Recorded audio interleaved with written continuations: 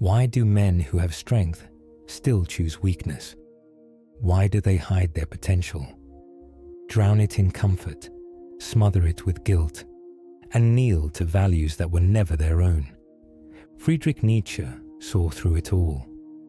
He saw a world where the powerful were taught to feel shame, while the powerless were handed virtue. He saw how weakness disguises itself as morality, and how the herd punishes those who rise above it.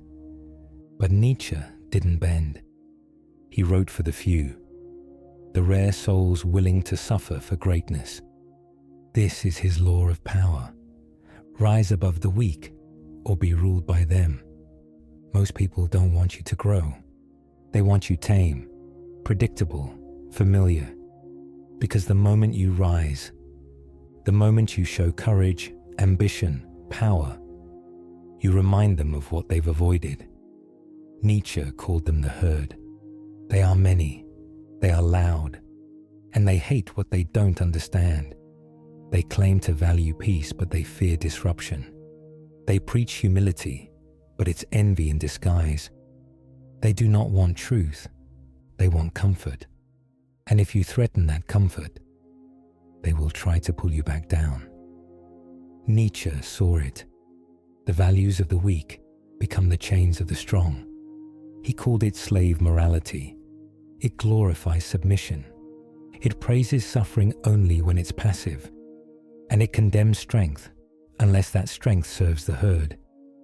You're told that power corrupts, that ambition is arrogance, that self-overcoming is selfish. But who benefits from that?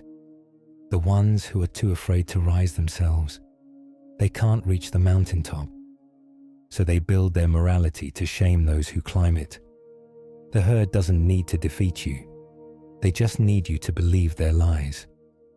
Here's what Nietzsche knew. The path to power is paved with suffering. But suffering isn't the enemy, it's the forge. The will to power is not about conquest. It's about becoming, turning pain into strength, isolation into clarity, loss into evolution.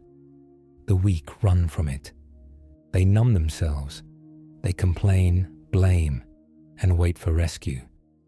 But the one who endures, who stares directly into the chaos, he transforms. He doesn't escape suffering. He becomes worthy of it. Nietzsche's ideal man wasn't born from comfort. He was born from fire. The Übermensch, the Overman, isn't a tyrant. He's a creator. He doesn't obey. He doesn't imitate.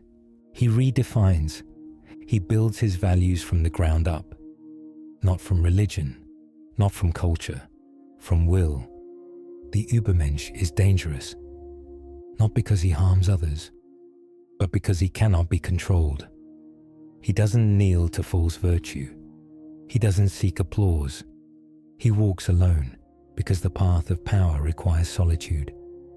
He who fights with monsters should be careful, lest he become one. Nietzsche knew the cost.